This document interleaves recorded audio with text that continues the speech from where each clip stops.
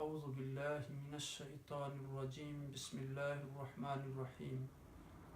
الحمد للہ رب العالمین والصلاة والسلام علی اشرف الانبیاء والمرسلین اللہم لا سہل الا ما جعلته سہلا وانت تجعل الحزن اذا شئت سہلا اللہم رب اشرح لی صدری ویسر لی امری واحلل عقدۃ من لسانی یفقہوا قولی اللهم رب زدنا علما اللهم رب زدنا علما اللهم رب زدنا علما اللهم صل على سيدنا محمد وعلى آل سيدنا محمد وأصحاب سيدنا محمد وبارك وسلم عليه سبحان ربك رب العزة عما يصفون والسلام على المرسلين والحمد لله رب العالمين۔ اللہ پاک کی حمد و ثنا اور آقا دو جہان نبی مکرم تاجدار عرب و عجم سید المرسلین خاتم النبیین رحمت للعالمین کی ذات گرامی پر درود و سلام کے بعد رب کائنات کا احسان عظیم ہے کہ ایک بار پھر اس نے ہمیں یہ قیمتی لمحات عطا فرمائے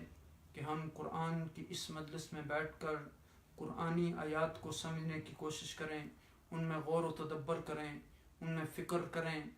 اور قرآن حکیم کا پیغام دوسرے لوگوں تک پہنچانے کا ذریعہ بنے۔ سب سے پہلے میں آپ سب کو السلام علیکم ورحمۃ اللہ وبرکاتہ کہتا ہوں، اور کچھ 4-5 ہفتوں سے ہم اس مجلس کو نہیں کر سکے۔ اس کی بنیادی وجہ میرا دعوتی اور تبلیغی اور علمی سفر تھا بیرون الممالک کا، تو اللہ سبحانہ تعالیٰ سے دعا ہے کہ وہ ہمیں یہ توفیق عطا فرمائیں کہ ہم اس قرآن کو اس طرح پورا مکمل کر سکیں۔ انشاءاللہ چند دنوں بعد ہماری سورہ بقرہ ختم ہو جائے گی۔ تو آج کے اس مجلس میں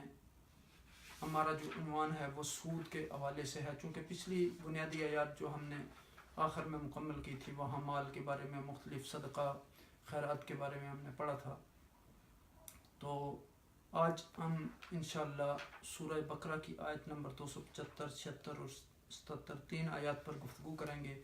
اور ان پر انشاءاللہ ہماری تفصیلی گفتگو ہوگی کیونکہ یہ موضوع انتہائی اہم ہے۔ جیسا کہ آپ کو معلوم ہے کہ قرآن کی سب سے بہتر تفسیر جو ہے وہ تفسیر القرآن بالقرآن ہے، کہ قرآن کی تفسیر قرآن کے ذریعے کرنا، پھر قرآن کی تفسیر حدیث کے ذریعے کرنا، پھر قرآن کی تفسیر یعنی صحابہ کے اقوال کے ذریعے کرنا۔ تو اب دیکھیں یہاں کہ یعنی سود کے حوالے سے 8 کے لگ بھگ آیات ہیں قرآن میں، اور اسی طرح 40 سے زائد حدیث بھی ہیں، تو ہم ان پر انشاءاللہ تفصیلی گفتگو کریں گے۔ سب سے پہلے ہم ان آیات کریمہ کی تلاوت کر لیتے ہیں، اس کے بعد پھر انشاءاللہ ہم ان کے ترجمے اور تفسیر کی طرف آئیں گے۔ اعوذ باللہ من الشیطان الرجیم بسم اللہ الرحمن الرحیم الذين يأكلون الربا لا يقومون إلا كما يقوم الذي يتخبطه الشيطان من المس ذلك بأنهم قالوا إنما البيع مثل الربا وأحل الله البيع وحرم الربا فمن جاءه موعظة من ربه فانتهى فله ما سلف وأمره إلى الله ومن عاد فأولئك أصحاب النار هم فيها خالدون يمحق الله الربا ويربي الصدقات والله لا يحب كل كفار أثيم إن الذين آمنوا وعملوا الصالحات وأقاموا الصلاة وآتوا الزكاة لهم أجرهم عند ربهم ولا خوف عليهم ولا هم يحزنون صدق اللہ العظیم۔ الحمدللہ ہم نے اللہ سبحانہ وتعالیٰ کے فضل اور اس کے احسان سے سورہ بقرہ کی 3 آیات کی تلاوت کی، 275 سے لے کر 277 تک کی آیات۔ جیسا کہ میں نے آپ کی خدمت میں عرض کیا کہ پہلی آیات میں نیک لوگوں کے صدقہ و خیرات اور زکوٰۃ کے ذریعے حاجت مندوں، رشتہ داروں کی خیر خواہی کرنے والے اور ہر حال اور ہر وقت میں دوسروں کے کام آنے والے، یعنی اپنے مال کے ذریعے، ان کا اپنا مال ہے لیکن بغیر کسی لالچ کے، بغیر کسی طمع کے، بغیر کسی حرص کے، بغیر کسی منافع کے، وہ دوسرے لوگوں کی خیر خواہی کے لیے اپنا مال خرچ کرتے ہیں۔ اور حضور نبی اکرم صلی اللہ علیہ وسلم نے فرمایا کہ ما دام العبد فی عون اخی کان اللہ فی عون، جب تک مسلمان اپنے مسلمان بھائی کی مدد میں رہتا ہے، اللہ سبحانہ وتعالیٰ اس وقت تک اس کی مدد میں رہتے ہیں۔ اور پھر ایک دوسری حدیث میں ارشاد فرمایا کہ شیئان لیس افضل منہما، دو چیزیں ان سے بہتر کوئی چیز نہیں ہے، الایمان باللہ والنفع بالمسلمین، ایک اللہ پر ایمان لانا اور دوسرا مسلمان لوگوں کو نفع پہنچانا۔ تو یعنی جو اپنے مال کو دوسرے لوگوں کے ساتھ شریک کرنے والے تھے، یعنی جو ان کا زائد مال ہے وہ اس کے ذریعے دوسرے لوگوں کی مدد کرتے ہیں، بلکہ جو بعض اوقات اپنی ضرورت کو پیچھے رکھ کے بھی وہ اپنے مال کو دوسرے لوگوں کے لیے خرچ کرتے ہیں۔ چونکہ آپ کو پتہ ہے کہ ہم نے جب پچھلے صدقہ اور خیرات کے حوالے سے اور زکوٰۃ کے حوالے سے گفتگو کی تھی تو وہاں صدقہ کرنے کے حوالے سے ہم نے بتایا تھا کہ صدقہ کا مال جو ہے وہ ایسا ہے، ما تقدموا لانفسکم من خیر تجدوه عند اللہ، یعنی جو بھی چیز آپ اپنے ہاتھوں کے ذریعے اللہ کے ہاں بھیجیں گے اسے اللہ کے ہاں موجود پائیں گے، وہ ضائع ہونے والی نہیں ہے۔ اور دنیا کا مال و دولت جو اب مختلف چیزوں میں، فضول چیزوں میں خرچ کرتے ہیں، وہ باقی رہنے والا نہیں ہے، وہ ختم ہو جاتا ہے، لیکن اللہ کے راستے میں خرچ کیا ہوا مال ہمیشہ باقی رہنے والا ہے۔ تو اب دیکھیں کہ ان آج کی آیات میں اب وہ لوگ جو تھے وہ دوسروں کی مدد کر کے معاشرے میں خیر، امن، رواداری، ہمدردی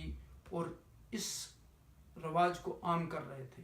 اور یہ اب دوسرے لوگوں کا تذکرہ ہو رہا ہے جو دنیا تو ایک طرف، وہ اور بھی لوگوں سے چھین لینے والے، ظلم کرنے والے، لوگوں پر برائیاں کرنے والے، لوگوں کا مال ناحق طریقے سے کھا جانے والے۔ تو اس لیے فرمایا کہ یہ جو سود خوار لوگ ہیں یہ جب اپنی قبروں سے اٹھیں گے تو دیوانوں، پاگلوں، خبتیوں اور بے ہوشوں کی طرح اٹھیں گے، یعنی مجنون اور دیوانے ہوں گے، کھڑے ہی نہ ہو سکتے ہوں گے۔ اب دیکھیں کہ یہاں اس آیہ کریمہ میں یہ لفظ استعمال کیا گیا کہ من المس، تو اس کے بعد پھر یوم القیامہ کا لفظ آیا، تو یعنی یوم القیامہ کا لفظ بھی ایک قرات میں ہے، اور ان میں کہا جائے گا کہ ان سے کہا جائے گا کہ اب ہتھیار تھام لے اور اپنے رب سے لڑنے کے لیے آمادہ ہو جا۔ اب دیکھیں کہ آقا دو جہاں نبی اکرم صلی اللہ علیہ وسلم شب معراج میں حضور نے کچھ لوگوں کو دیکھا جن کے پیٹ جو تھے وہ بڑے بڑے گڑھوں کے مانند تھے۔ پوچھا یہ کون لوگ ہیں؟ بتلایا گیا کہ یہ سود خوار، بیاج لینے والے ہیں، اور ایک روایت میں آتا ہے کہ ان کے پیٹ جو تھے ان میں سام بھرے ہوئے تھے جو باہر سے نظر آتے تھے۔ تو اب دیکھیں کہ اس باب میں اس سے پہلے کہ ہم آگے کی طرف بڑھیں، اب دیکھیں چونکہ قرآن حکیم میں جو آیات الاحکام ہے اس پہ بہت سارے لوگوں نے کام بھی کیا، جس طرح امام شافعی ہیں، ابن عربی ہیں، احکام القرآن کے حوالے سے۔ تو اس میں ایک چیز ہمارے ذہن نشین رہنی چاہیے کہ آج بعض لوگوں نے اجتہاد کے نام پر طرح طرح کے مسائل گڑھنے شروع کر دیے، حالانکہ علماء کا ایک اس بات پر اجماع ہے، جو ایک فقہ کا قاعدہ ہے کہ لا اجتہاد فی مورد النص۔ اب بعض جو جدید قوانین ہیں انہوں نے اس طرح اس قاعدے کو نقل کیا ہے، جس طرح اردن کا جو قانون مدنی اردنی ہے اس میں بھی اس نص کو اس طرح ذکر کیا گیا، لیکن ایمریٹس کا جو قانون ہے اس میں یہ کہا گیا کہ لا اجتہاد فی مورد النص القطعی، اور بیسیکلی یعنی نص چونکہ جو ہے وہ ضنی بھی ہو سکتی ہے اور قطعی بھی ہو سکتی ہے، تو جس نص میں آپ اجتہاد نہیں کر سکتے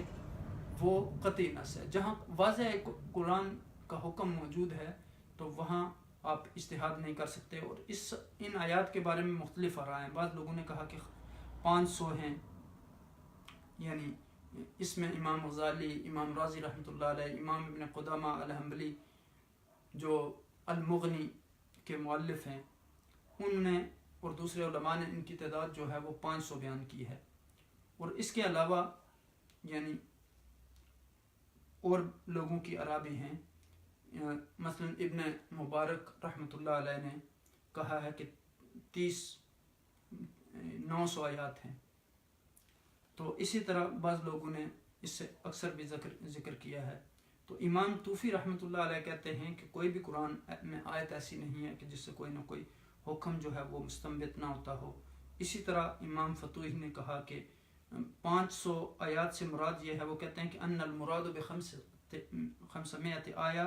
هو ما يدل على الاحکام بالمطابقہ لا الالتزام فإن مطلق الدلالة لا يخلو منها شيء من القرآن. یعنی وہ کہتے ہیں کہ اس کا مطلب یہ ہے کہ جو بالکل احکام پر واضح دلالت کرتی ہیں مطابقت کے ساتھ، لیکن ویسے جو آیات ہیں کوئی بھی قرآن کی آیت ایسی نہیں ہے کہ جو اس پر دلالت نہیں کرتی. اب دیکھیں کہ یعنی پھر امام کرافی نے کہا کہ قرآن کی آیات کو 500 کے اندر مقید کر دینا اس طرح یہ درست نہیں ہے. تو اب دیکھیں کہ یعنی ہمیں یہ حکم دیا گیا کہ ہم ہر اس چیز کو جس کے کرنے کا اللہ اور اس کے رسول نے حکم دیا اس کو کریں، اور جس کو اللہ اور اس کے رسول صلی اللہ علیہ وسلم نے منع کرنے کا حکم دیا اس سے منع ہو جائیں. اور پھر یعنی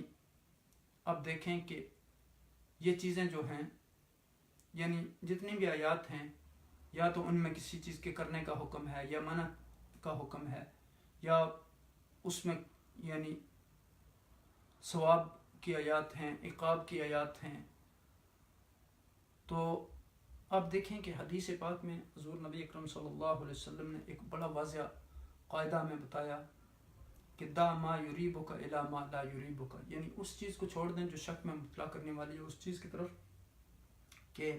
جو آپ کو شک میں مبتلا نہ کرنے والی ہو. اب یہاں دیکھیں کہ اس آیہ کریمہ میں یعنی کس انداز میں کہا گیا کہ الذین یاکلون الربا، وہ لوگ یاکلون الربا جو کھاتے ہیں سود کو، لا یقومون وہ نہیں اٹھیں گے الا مگر کما یقوم جیسا کہ وہ شخص کھڑا ہوتا ہے. کون سا شخص؟ الذی یتخبطہ الشیطان من المس، یعنی تخبط کہتے ہیں پاگل یعنی ہو جانا، پاگل بنا دیا ہو کسی چیز نے جس کو. تو کہا کہ وہ شخص پاگل بنا دیا ہو اس کو شیطان نے چھو کر. تو ذالک یہ کیفیت ان کی کیوں تھی؟ بأنہم قالوا، کیونکہ انہوں نے کہا کہ بے شک انما البیع مثل الربا، بے شک تجارت جو ہے وہ سود کی مانند ہے. وأحل اللہ البیع وحرم الربا، حالانکہ اللہ سبحانہ وتعالیٰ نے حلال کیا ہے خرید و فروخت کو، تجارت کو، اور سود کو حرام کیا ہے. پھر فرمایا کہ من جاء موعظۃ من ربہ فانتہی، جس کے پاس اللہ سبحانہ وتعالیٰ کی طرف سے نصیحت آ گئی اور وہ رک گیا، فلہ ما سلف، تو اس کے لیے ہے جو گزر چکا. وَأَمْرُهُ إِلَى اللَّهِ، اور اس کا معاملہ اللہ تعالیٰ کی طرف ہے. وَمَنْ عَادَ، اور جو کوئی پھر لوٹے، فَأُولَئِكَ أَصْحَابُ النَّارِ، تو یہی لوگ ہیں جو ہمیشہ آگ میں، یہ اصحاب النار ہیں اور یہ ہمیشہ آگ میں رہنے والے ہیں. اب یہاں دیکھیں کہ پھر کہا کہ یمحق، مٹا دیتا ہے اللہ الربا سود کو، ویربی الصدقات، اور بڑھاتا ہے صدقات کو، واللہ اور اللہ لا یحب نہیں پسند کرتا، کل ہر کفار اثیم کافر گنہگار کو. ان الذین بے شک وہ لوگ، آمنو جو ایمان لائے، وعملوا الصالحات اور انہوں نے نیک عمل کیے، وَأَقَامَ الصَّلَاةَ اور انہوں نے نماز قائم کی، وَأَطَاعُوا الزَّكَاةَ اور انہوں نے دی زکوٰۃ، لَهُمْ أَجْرُهُمْ عِنْدَ رَبِّهِمْ وَلَا خَوْفٌ عَلَيْهِمْ وَلَا هُمْ يَحْزَنُونَ، ان کے لیے ان کا اجر ہے ان کے رب کے پاس، ولا خوف اور نہ کوئی ڈر ہوگا، علیہم ان پر، ولا ہم یحزنون اور نہ وہ غمگین ہوں گے۔ اب یہاں آپ اگر غور کریں تو حدیث پاک میں آیا ہے کہ گناہ وہ ہے جو دل میں کھٹکے، طبیعت میں تردد اور اس پر لوگوں کا واقف ہو جانا برا لگتا ہو، یعنی آپ اس چیز کو کہ لوگ آپ کے کسی عیب یا کسی برائی یا کسی ایسی چیز کو اگر جانیں گے تو وہ آپ کو برا بھلا کہیں گے تو آپ اس کو چھپائیں، تو مطلب ہے کہ وہ گناہ والی بات ہے۔ اور ایک اور روایت میں ہے کہ اپنے دل سے فتویٰ پوچھ لیں، اگر کچھ لوگ کچھ بھی فتویٰ دیتے ہوں، یعنی آپ کا دل جو ہے ہر انسان کو پتہ ہوتا ہے کہ وہ کیا عمل کر رہا ہے۔ اب دیکھیں کہ حضرت ابن عباس رضی اللہ تعالی عنہ فرماتے ہیں، جو ترجمان القرآن ہیں، کہ سود کی حرمت سے سب سے آخری آیت جو نازل ہوئی وہ یہ تھی، یہ بخاری شریف کی روایت ہے۔ اور پھر حضرت عمر رضی اللہ تعالی عنہ یہ فرما کر کہتے ہیں کہ میں اس کی پوری تفسیر بھی افسوس کہ مجھ تک نہ پہنچ سکی، اور حضور نبی اکرم صلی اللہ علیہ وسلم کا وصال ہو گیا۔ لوگوں، سود کو بھی چھوڑ دو، اور ہر اس چیز کو جس میں سود کا کچھ بھی شائبہ ہو، یہ مسند احمد بن حنبل کی روایت ہے۔ پھر حضرت عمر رضی اللہ تعالی عنہ نے ایک خطبہ میں ارشاد فرمایا، شاید میں تمہیں بعد ان چیزوں سے روک دوں جو تمہارے لیے نفع والی ہو، اور ممکن ہے کہ میں تمہیں کچھ احکام بھی دوں جو تمہاری مصلحت کے خلاف ہوں۔ سنو، قرآن میں سب سے آخر سود کی حرمت کی آیت اتری، حضور نبی اکرم صلی اللہ علیہ وسلم کا وصال ہو گیا، اور افسوس کہ اسے کھول کر ہمارے سامنے بیان نہ فرمایا۔ بس تم ہر اس چیز کو چھوڑو جو تمہیں شک میں ڈالتی ہو۔ یہ ابن ماجہ شریف کی حدیث ہے۔ اور ایک حدیث میں ہے کہ سود کے 73 گناہ ہیں، جن میں سب سے ہلکا گناہ یہ ہے کہ انسان اپنی ماں سے بدکاری کرے، نعوذ باللہ۔ سب سے بڑا سود مسلمان کی حق عزت کرنا ہے۔ یہ مستدرک امام حاکم کی روایت ہے۔ فرماتے ہیں ایسا زمانہ بھی آئے گا کہ لوگ سود کھائیں گے۔ صحابہ رضوان اللہ علیہ اجمعین نے پوچھا کہ کیا سب کے سب کھائیں گے؟ فرمایا جو نہ کھائے گا اسے بھی غبار تو پہنچے گا۔ یہ مسند احمد بن حنبل کی روایت ہے۔ تو فرمایا پھر بس غبار سے بچنے کے لیے ان اسباب کے پاس بھی نہیں جانا چاہیے جو ان حرام کاموں کی طرف پہنچانے والے ہوں۔ تو حضرت عائشہ رضی اللہ تعالی عنہا سے ایک روایت ہے کہ جب سورہ بقرہ کی آخری آیت حرمت سود نازل ہوئی تو حضرت نے مسجد میں آ کر اس کی تلاوت کی، اور شراب کے کاروبار اور تجارت کو جو ہے وہ حرام قرار دے دیا۔ تو اب دیکھیں کہ بعض ائمہ فرماتے ہیں کہ اسی طرح شراب اور اسی طرح کی ہر طرح کی خرید و فروخت وغیرہ وہ وسائل جو اس تک پہنچانے والے ہوں، یعنی سود تک، سب حضور نبی اکرم صلی اللہ علیہ وسلم نے حرام کیے ہیں۔ اور صحیح حدیث میں ہے کہ اللہ تعالیٰ نے یہودیوں پر لعنت کی اس لیے کہ جب ان پر چربی حرام ہوئی تو انہوں نے حیلہ سازی کر کے چربی کو پگھلا دیا اور اس کی قیمت کھائی۔ غرض انہوں نے دھوکہ بازی اور حیلہ سازی کر کے حرام کو حلال بتلانے کی کوشش کی، تو یہ بھی حرام اور موجب لعنت ہے۔ اسی طرح پہلے وہ حدیث بھی ہم نے بیان کی ہے جس میں یعنی پچھلے دروس میں کہ جو شخص دوسرے کی 3 طلاقوں والی عورت سے اس لیے نکاح کرے کہ اگلے خامد کے لیے حلال ہو جائے، تو اس پر اور اس خامد پر خدا تعالیٰ کی پھٹکار اور اس کی لعنت ہے۔ یعنی جو صرف اس لیے نکاح کرتا ہے، یعنی جس کو ہماری اصطلاح میں حلالہ کہتے ہیں، جو اس آیت کی تفسیر میں ہم نے اتتن کہا زوجن غیرہ، تو آپ اس کی مزید تفسیر میں یعنی رجوع کر سکتے ہیں۔ اب یہاں دیکھیں کہ یعنی آج کہ ہمارے درس کا جو عنوان ہے وہ ربا، سود کے متعلق ہے، اور ان آیات میں رب کائنات نے سود کا تذکرہ فرمایا، یعنی ان لوگوں کا تذکرہ فرمایا جن کا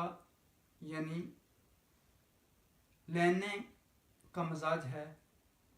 اور فطرت ہے. پیسے کو اکٹھا کرنا، جمع کرنا، کھینچنا، خود غرضی، طمع،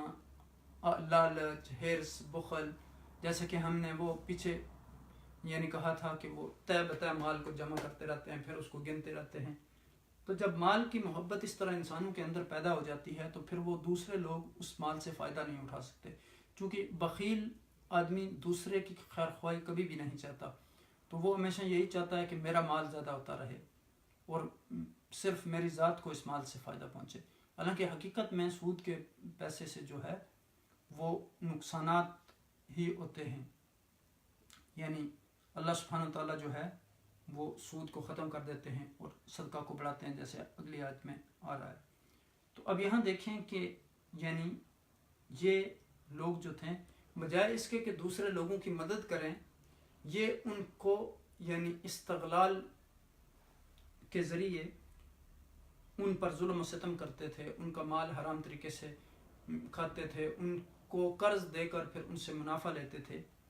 تو یعنی اب دیکھیں یہاں کہ مال جو شریعت میں انسان کے ہاتھ میں ہے یہ امانت ہے اللہ کی، اور اس میں دوسرے لوگوں کا حق ہے. اور اس میں آپ دیکھیں کہ مصارف زکوٰۃ بیان کیے گئے، انما الصدقات للفقراء والمساکین والعاملین علیہا. تو اسی طرح پھر دوسری آیات میں بے شمار جگہ پہ غریبوں کا، مسکینوں کے بارے میں یعنی یہ تاکید کی گئی کہ ان کے لوگوں کے لیے اس مال کو خرچ کریں. اور یہاں اس آیہ کریمہ میں بھی انما صدقات میں بھی 7 مصارف بڑے واضح کلیئر کٹ بیان کیے گئے. تو اب دیکھیں کہ یہاں یعنی اگر آپ کے پاس زیادہ مال ہے تو ان لوگوں کے خیر خواہی کے لیے اس مال کو خرچ کریں جو محتاج ہیں، جو ضرورت مند ہیں، جن کے پاس اپنا مال نہیں ہے، جو 2 وقت کے کھانے سے بھی مجبور ہیں. اور انسان کی بے شمار ضرورتیں ہوتی ہیں. آپ دیکھیں تعلیم ہے، علاج ہے، شادی ہے، مکان کی تعمیر ہے، اس طرح بے شمار اور ضرورتیں ہوتی ہیں انسانوں کی. تو اسلام میں یہ حکم نہیں دیا گیا کہ آپ مال کو جمع کر کے بیٹھ جائیں. اب دیکھیں کہ یعنی یہ ایک انسان کی فطرت ہے، جس طرح رب کائنات نے فرمایا کہ زُيِّنَ لِلنَّاسِ حُبُّ الشَّهَوَاتِ مِنَ النِّسَاءِ وَالْبَنِينَ وَالْقَنَاطِيرِ الْمُقَنطَرَةِ مِنَ الذَّهَبِ وَالْفِضَّةِ وَالْخَيْلِ الْمُسَوَّمَةِ وَالْأَنْعَامِ وَالْحَرْثِ. یعنی یہ ساری چیزیں زیب و زینت، جنوار، چوپائے، مال و دولت، عورتیں، یعنی یہ محبت اس کی رکھی گئی. لیکن یہ انسان کے لیے امتحان ہے. یعنی جو مال آپ اللہ کے راستے میں خرچ کریں گے حقیقت میں وہی باقی رہنے والا ہے. اب دیکھیں کہ وہ دین جس میں اپنا مال بھی دوسرے لوگوں کے خیر خواہی کے لیے خرچ کرنے کا حکم دیا گیا اور بتایا گیا کہ اس مال میں ان لوگوں کا حق ہے، یتیموں کا، مسکینوں کا، جو لوگ اللہ کے راستے میں نکلتے ہیں، جو علم حاصل کرنے کے لیے نکلتے ہیں، جو یعنی عاملین ہیں، جو زکوٰۃ اکٹھے کرتے ہیں لوگ، اسی طرح مؤلفات قلوب ہیں، غارمین ہیں. تو یہ سارے لوگ جو ہیں ان کے لیے خرچ کرنے کا حکم دیا گیا. لیکن آپ دیکھیں کہ وہ دین اس بات کی کیسے اجازت دے سکتا ہے کہ سود یعنی آپ اپنا مال کسی کو قرض دے کے اس پہ منافع لیں بغیر کسی چیز کے. تو چونکہ یہ چیز جو ہے یہ اسلام کے ساتھ کسی صورت میں بھی مطابقت نہیں رکھتی. یعنی یہاں میچ نہیں ہے ان دونوں چیزوں کا، سود اور صدقے کا. چونکہ صدقہ کسی بھی معاشرے میں خیر خواہی کا سبب بنتا ہے،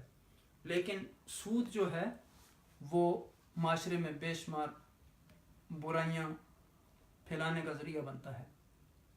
اب دیکھیں کہ اگر یعنی مالی معاملات کے اختتام پر وہاں اس کے بعد سود کی بات شروع کی گئی، اور انشاءاللہ ہم ان آیات پر غور و فکر اور تدبر کریں گے اور ان کو سمجھنے کی کوشش کریں گے. اب دیکھیں یہاں فرمایا گیا الذین یأکلون الربا لا یقومون الا کما یقوم الذی یتخبطہ الشیطان من المس ذلک بأنہم قالوا انما البیع مثل الربا وأحل اللہ البیع وحرم الربا فمن جاءہ موعظۃ من ربہ فانتهى فلہ ما سلف وامرہ الی اللہ ومن عاد فاولئک اصحاب النار هم فیہا خالدون. یہاں الربا کے لفظی معنی جو ہیں وہ زیادتی اور اضافہ کے ہیں. خصوصاً سرمایہ میں اضافہ شریعت کی اصطلاح میں اس سے مراد ہے کہ اصل قرضہ پر زیادتی یا بلا معاوضہ حاصل کرنا اور مال پر زیادتی چاہنا. تو آپ کو پتہ ہے کہ عربوں کے ہاں یہاں اس سے مراد وہ زائد رقم تھی جو قرض خواہ معاوضہ میں وصول کرتا تھا، جسے آج کی اصطلاح میں ہم سود کہتے ہیں. یعنی بعض لوگوں نے سود کی جگہ اس کو نفع کہنا شروع کر دیا، لیکن حقیقت یعنی جو ہے لفظ بدلنے سے وہ حقیقت شریعت کی نہیں بدلتی. تو اب یہاں دیکھیں کہ یعنی یہ سورہ بقرہ کی آیت نمبر 275 ہے، اس میں سود کی حرمت کا بیان ہے. ربا کا لفظی معنی جیسے میں نے آپ کو بتایا کہ بڑھنا، زیادہ ہونا، اور اصطلاح میں اس سے یعنی ایک فکسڈ اضافہ ہے. مثلا آپ کسی شخص کو 100 پاؤنڈ دیتے ہیں اور اسے کہتے ہیں کہ اتنے عرصے کے بعد آپ مجھے 120 پاؤنڈ واپس کریں گے، تو یہ شرعی طور پر جائز نہیں ہے. ہاں اس میں ایک بڑی اہم بات ہے کہ اگر کوئی کرائے پر آپ چیز لیتے ہیں تو اس سے اس کا کوئی مثلا مکان کرائے پر دینا یا گاڑی، تو ان چیزوں کا اس سے کوئی تعلق نہیں ہے. یہ علیحدہ ایک چیپٹر ہے.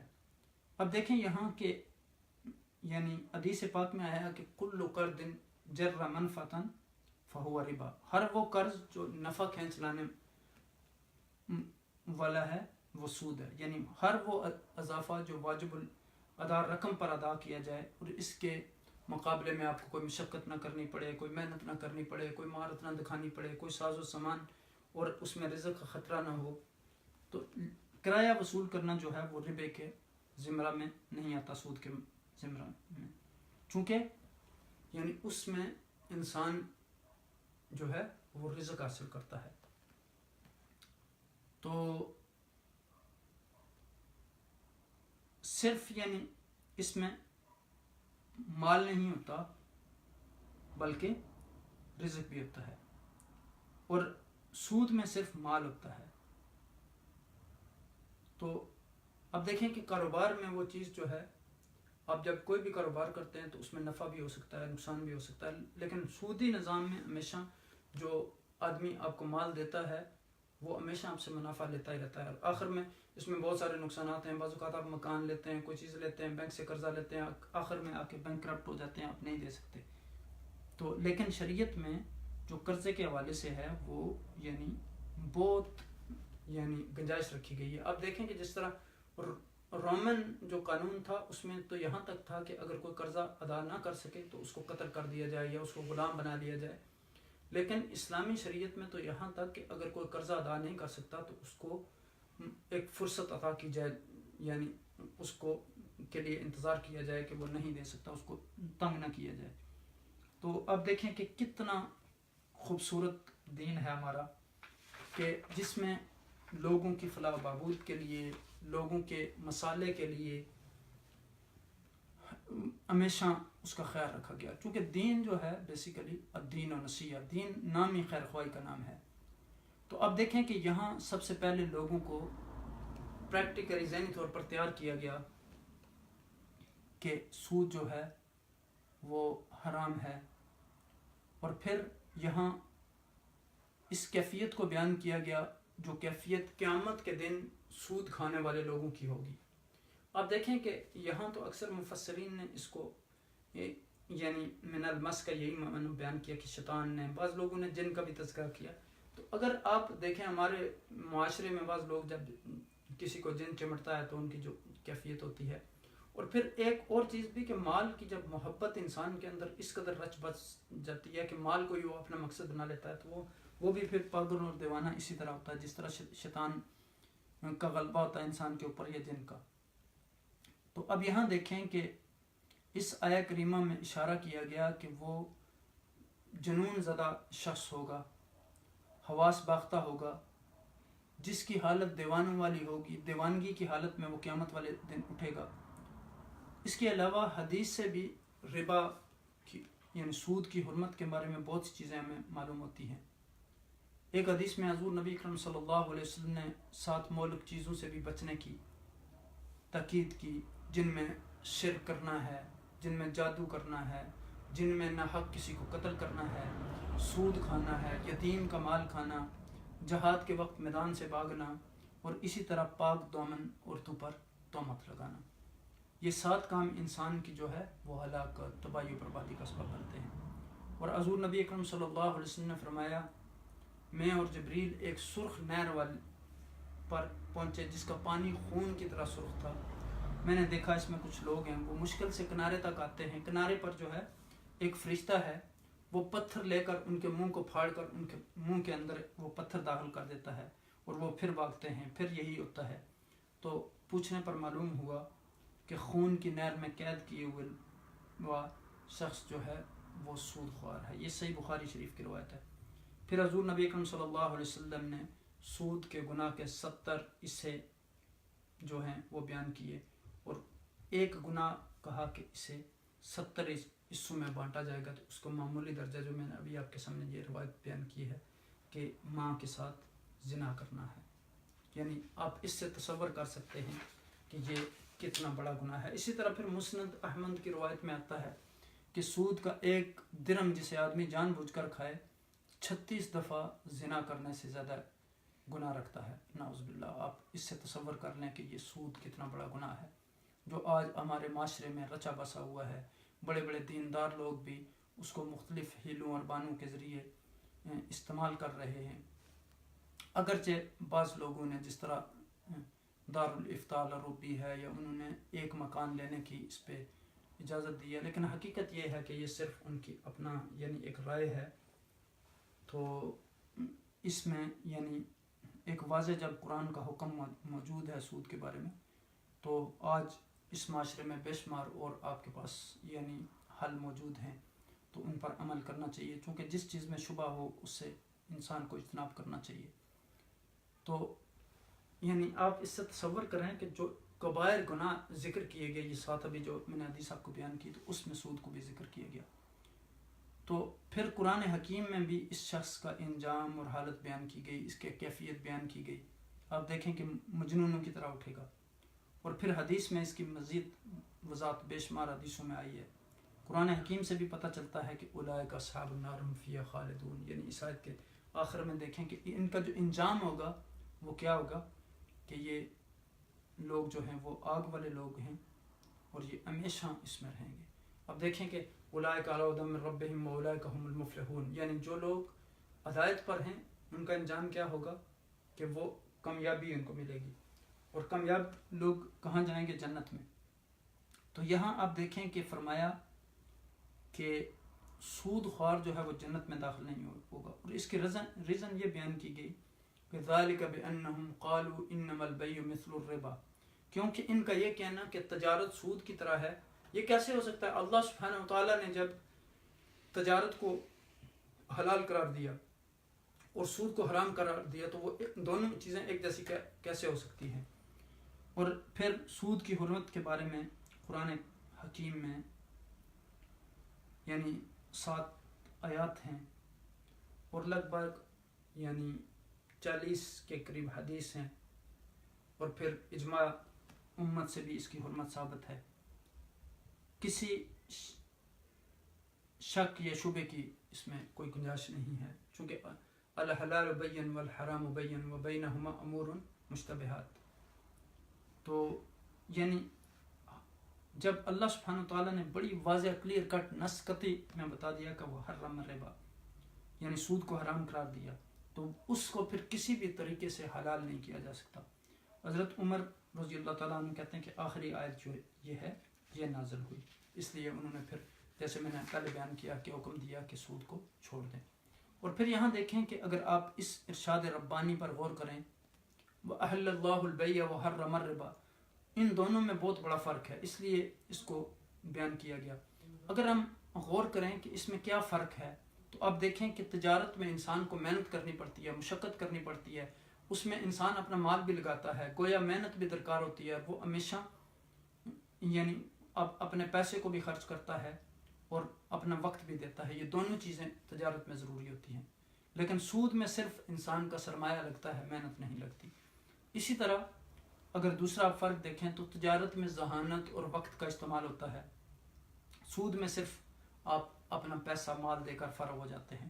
یعنی آپ کو ذہین یا وقت دینے کی، اپنا دماغ کو خرچ کرنے کی ضرورت نہیں پڑتی. ایک دفعہ آپ نے مال خرچ کر دیا اور پھر آپ بے فکر ہو گئے، اس کے بعد آپ کا وہ نفع ساری زندگی کے لیے جاری ہو گیا. اب دیکھیں کہ تجارت میں انسان جو ہے وہ رسک لیتا ہے، چونکہ اس میں نفع بھی ہوتا ہے، نقصان بھی ہوتا ہے.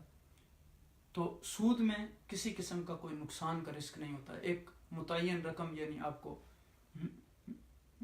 جو سود لینے والا شخص ہے اس کو ملتی رہتی ہے. پھر تجارت میں آپ دیکھیں کہ منافع کی مقدار جو ہے وہ مقرر نہیں ہوتی. اس میں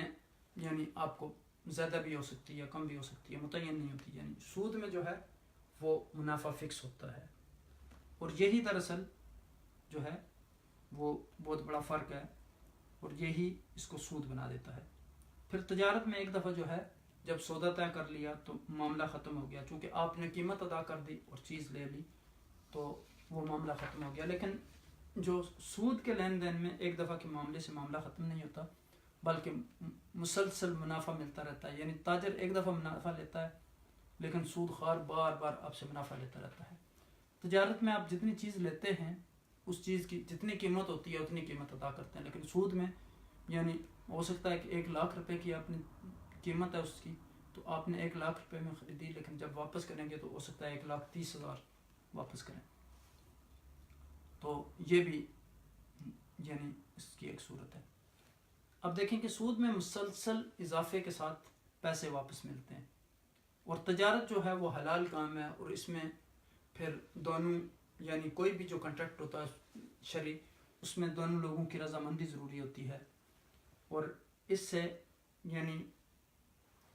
نفع کم بھی ہو سکتا ہے، زیادہ بھی ہو سکتا ہے، اور نفع محنت سے حاصل ہوتا ہے. سود کم ہو یا زیادہ بغیر محنت کے ملتا ہے. پھر آپ دیکھیں کہ تجارت ایک تعمیری کام ہے، اس کے ذریعے معاشرے میں خیر خواہی، ہمدردی پھیلتی ہے، لوگوں کی ضروریات پوری ہوتی ہیں.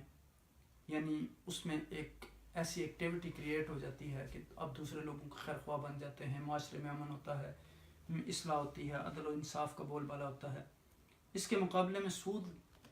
لینے والے اس کے برعکس عموماً یعنی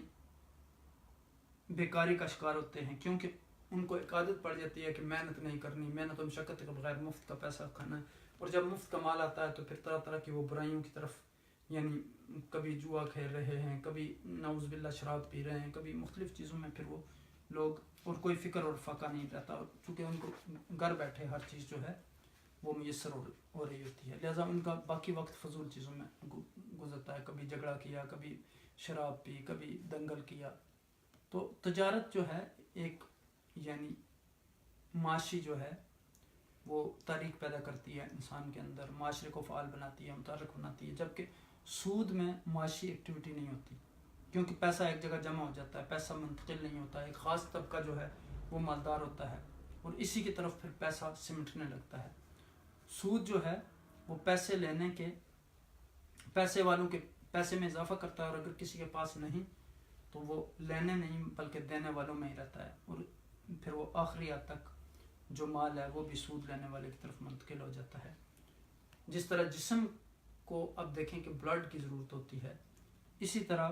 مال و دولت کی منتقلی بھی معاشرے میں ضروری ہے. ایک ہاتھ میں اگر مال بند ہو جائے تو پھر طرح طرح کے مصیبتیں اس معاشرے میں ہوتی ہیں. اب دیکھیں کہ جب کوئی آپ مثلا فیکٹری بناتے ہیں، کوئی انڈسٹری زون قائم کرتے ہیں، تو اس میں بے شمار لوگوں کو روزگار ملتا ہے. لیکن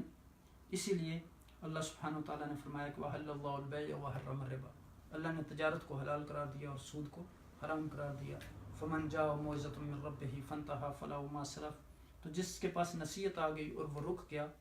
تو جو پیچھے اس نے سود لے لیا وہ گزر گیا. یعنی جو اس نے لے لیا اب اس کا معاملہ اللہ کی طرف ہے، یعنی اللہ سبحانہ تعالیٰ چاہیں تو اس کو معاف کر دیں جو بھی معاملہ چاہیں، لیکن اب اس سے یہ مطالبہ نہیں ہے کہ وہ پچھلے سود کو واپس کرے. تو یعنی اگر اللہ سبحانہ تعالیٰ چاہیں تو اسے معاف کر دیں اور چاہیں تو اسے پکڑ لیں، یعنی جو بھی کرے وہ اللہ ہی بہتر جانتا ہے. وَمَنْ عَادَ فَأُولَٰئِكَ أَصْحَابُ النَّارِ، اور جو لوٹ آئے یعنی دوبارہ جو پھر سود جانتے بوجھتے ہوئے پھر سود لینا شروع کر دے تو وہ آگ والے لوگ ہیں اور وہ ہمیشہ اس میں رہیں گے. پھر اگلی آیت کریمہ میں فرمایا کہ یمحق اللہ الربا، اللہ ربا کو مٹاتا ہے، وہ یربی الصدقات، اور صدقات میں اضافہ کرتا ہے، یعنی صدقات کو بڑھاتا ہے۔ اس سے معلوم ہوا کہ دین نام ہے خیر خواہی کا، ہمدردی کا، رواداری کا، عدل و انصاف کا، دوسرے لوگوں کی ضروریات پوری کرنے کا، دوسرے لوگوں کے غریب اور امیر کے جو فرق کو مینٹین رکھنے کے لیے امیروں کے مال میں غریبوں کا حق رکھا اس میں۔ تو اسی لیے عقائد و جہاں نبی اکرم صلی اللہ علیہ وسلم نے، اب دیکھیں کہ مقصد جو روح ہے ایک، یعنی مقاصد شریعہ جو ہے، یعنی جس کو امام شاطبی نے بڑے اچھے انداز میں یعنی اپنی کتاب الموافقات میں، اسی طرح امام شاہ ولی اللہ دہلوی رحمۃ اللہ علیہ نے اپنی کتاب حجت البالغہ میں، اسی طرح یعنی طاہر ابن عاشور نے اپنی کتاب میں تفسیر میں بھی انہوں نے کافی اشارات اس طرف کیے ہیں، التحریر والتنویر میں، اور اسی طرح معاصرین میں بھی بہت سارے لوگ ہیں، یعنی جس طرح ڈاکٹر حامد یوسف عالم ہیں، ڈاکٹر نادیہ عمری ہیں، اور بھی بہت سارے اس طرح کے لوگ ہیں جو یعنی مقاصد شریعہ پر جنہوں نے کام کیا۔ اور آج ہمیں اس چیز کی بہت ضرورت ہے کہ ہم کسی بھی ٹیکسٹ کو جب پڑھیں تو اسلام کی روح جو ہے، سپرٹ جو ہے، مقصد جو ہے، ایم جو ہے، جو ٹارگٹ ہے، اس کو سامنے رکھ کے یعنی اس کو سمجھنے کی کوشش کریں قرآن و حدیث کی روشنی میں۔ تو اب دیکھیں یہاں کہ یعنی اگر ایک آدمی اللہ کی رضا کے لیے اپنا مال خرچ کرتا ہے، اب دیکھیں کہ عقائد و جہاں نبی اکرم صلی اللہ علیہ وسلم نے جب اس انسان کی مثال دی مسلمانوں کے معاشرے کی، تو کہا کہ یہ ایک جسم کی مانند ہے، جسم کے ایک حصے کو آپ کو تکلیف ہوتی ہے تو سارا جسم کا حصہ بےتاب ہو جاتا ہے، اسی طرح یعنی یہاں معاشرے کے دوسرے لوگوں کا یعنی خیال رکھا گیا۔ اور سود کا نظام انسانوں کے اندر جو ہے وہ خود غرضی پیدا کرتا ہے، صدقہ و خیرات انسان کے اندر خیر خواہی کا جذبہ پیدا کرتا ہے۔ اب دیکھیں کہ اللہ کی رضا کی خاطر یعنی مال آپ خرچ کرتے ہیں تو اس کا بہت بڑا اجر ہے۔ اور اب دیکھیں کہ جو لوگ ہمارے سلف صالحین تھے، یعنی اگر آپ اس پہ غور کریں تو انجام کے لحاظ سے بھی دونوں مختلف ہے، یعنی اسی لیے اللہ سبحانہ وتعالیٰ نے اس سود کے نظام کو منع کر دیا۔ امام ابو حنیفہ رحمۃ اللہ علیہ کے بارے میں ایک واقعہ ہے کہ ایک دفعہ وہ جنازہ پڑھنے کے لیے گئے تو ایک شخص نے ان سے قرضہ لیا ہوا تھا، تو اس کے مکان کی دیوار کے نیچے سایہ تھا، سخت دھوپ تھی، گرمی تھی، لیکن وہ اس دھوپ میں مکان کی دیوار کے سائے کے نیچے کھڑے نہیں ہوئے، اس وجہ سے کہ شاید یہ شبہ انہیں پیدا ہوا کہ اس شخص نے مجھ سے قرضہ لیا ہوا ہے، تو اب اس کی دیوار میں کھڑے ہونے سے شاید وہ میں نفع حاصل کروں، تو اس لیے اس دیوار کے نیچے کھڑے نہیں ہوئے۔ تو اس سے اندازہ لگائیں کہ ان کا وہ تقویٰ کے کس معیار پر تھے۔ تو صدقات کے نظام کو اسلام جو ہے وہ بڑھاتا ہے، وہ لوگوں کے اندر یہ مزاج پیدا کرتا ہے کہ وہ ایک دوسرے کے کام آئیں، ایک دوسرے کی ضرورتوں کو پورا کریں، جو اپنے لیے پسند کرتے ہیں دوسروں کے لیے پسند کریں، یعنی صرف اپنے لیے جینا نہ سیکھیں بلکہ دوسروں کے لیے بھی جینا سیکھیں، کیونکہ اپنے لیے تو ہر انسان کرتا ہے، تو یعنی فرد کی حیثیت سے ساری دنیا کے لیے وہ بھلائی کا پیغام رکھتے ہیں اپنے اندر۔ تو جس کسی کا مال سود سے زیادہ ہو وہ آخر کار قلت کی طرف جائے گا، یعنی سود سے حقیقت میں مال میں اضافہ نہیں ہوتا، بلکہ یعنی بعض اوقات لوگ یکدم جو ہے بالکل فارغ ہو جاتے ہیں، بینک کرپٹ ہو جاتے ہیں۔ تو اس سے آپ دیکھیں کہ حضور نبی اکرم صلی اللہ علیہ وسلم کے آخری زمانے میں یہ آیہ کریمہ نازل ہوئی ہے سود کی، اور پھر زکوٰۃ اور صدقات کا جو نظام ہے وہ آپ دیکھیں کہ حضرت عمر کے زمانے میں بھی صدقہ لینے والا، اب جب ساری امت مسلمہ آج بھی اگر زکوٰۃ دینا شروع کر دے تو آپ کو زکوٰۃ لینے والا کوئی نہیں ملے گا، کیونکہ سب لوگوں کی ضروریات پوری ہونا شروع ہو جائیں گی۔ تو اس زمانے میں یعنی آپ دیکھیں کہ کوئی آدمی ملتا نہیں تھا جو لینے والا ہو، تو آج یعنی اللہ ہمارے حال پر رحم و کرم فرمائے، آج پوری امت جو ہے وہ بیکاری بن گئی ہے، اور اس کی بنیادی وجہ یہ ہے کہ ہم نے زکوٰۃ کو صحیح طریقے سے دینا شروع جو ہے وہ ختم کر دیا، صدقہ خیرات، دوسرے لوگوں کی ضرورتوں کا خیال رکھنا، ہم بس خود غرض اور بن گئے ہیں، اور اپنی ضرورتوں کا ہمیں بہت خیال ہے، لیکن دوسرے کسی مشقت میں ہیں، کتنی کرب و تکلیف میں ہیں، کتنی مصیبت میں ہیں، اس کا ہمیں کوئی پرواہ نہیں ہے۔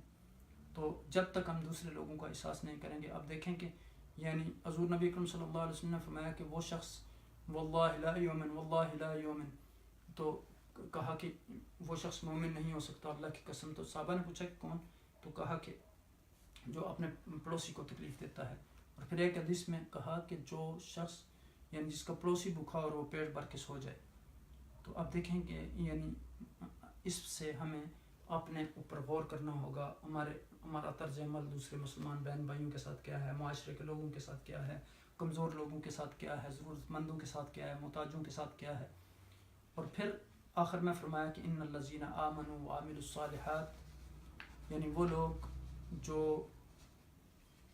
ایمان لائے اور جنہوں نے اچھے اعمال کیے, واقاموا الصلاۃ وآتوا الزکوٰۃ, اور انہوں نے نماز قائم کی اور زکوٰۃ ادا کی, لہم اجرہم عند ربہم, ان کا اجر ان کے رب کے پاس ہے. ولا خوف علیہم ولا هم یحزنون, انہیں نہ کوئی ڈر ہوگا, نہ خوف ہوگا, نہ غم ہوگا.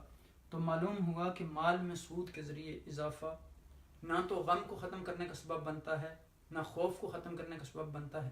بلکہ خوف اور غم کو ختم کرنے کا اگر کوئی چیز سبب بنتی ہے تو وہ اللہ کے راستے میں مال کو خرچ کرنا ہے. اب دیکھیں کہ بعض اوقات صحابہ کرام اپنا, حضرت ابوبکر صدیق رضی اللہ تعالیٰ عنہ نے اپنا سارا مال اللہ کے راستے میں خرچ کر کے کتنے وہ مطمئن تھے, کتنی ان کو سکون اور سعادت میسر تھی. اسی طرح حضرت عمر رضی اللہ تعالیٰ عنہ کو دیکھ لیں, صحابہ نے اپنی قیمتی چیزیں اللہ کے راستے میں قربان کر دی.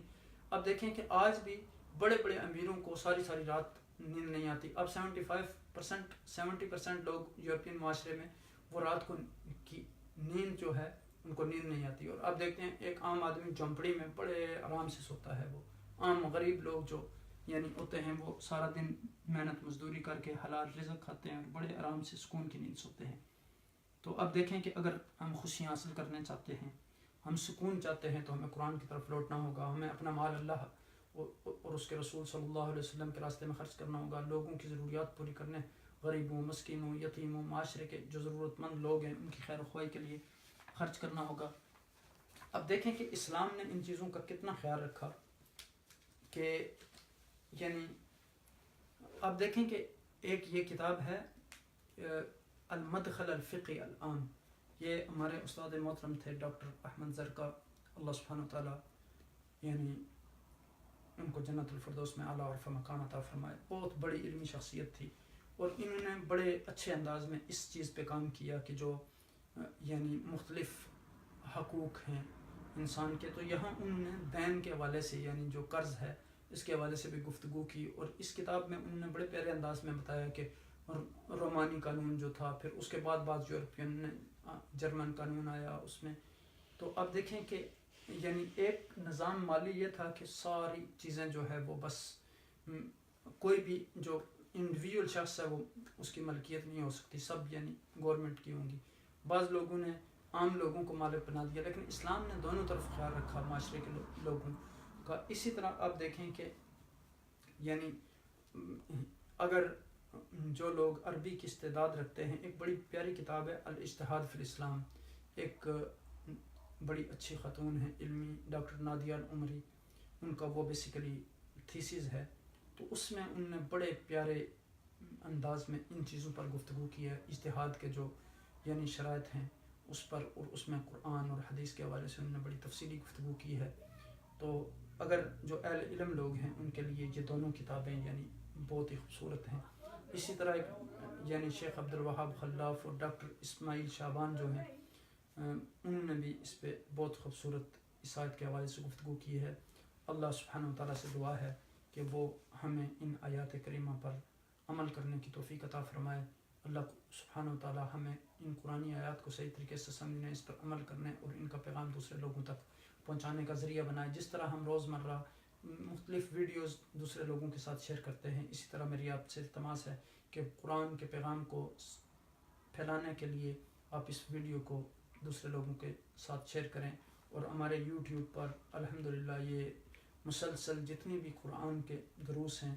یہ وہاں موجود ہیں اس سے پہلے کے, تو وہاں جا کے آپ ان کو دیکھ سکتے ہیں. اس میں انگلش میں بھی میری کافی ساری ویڈیوز وہاں ہیں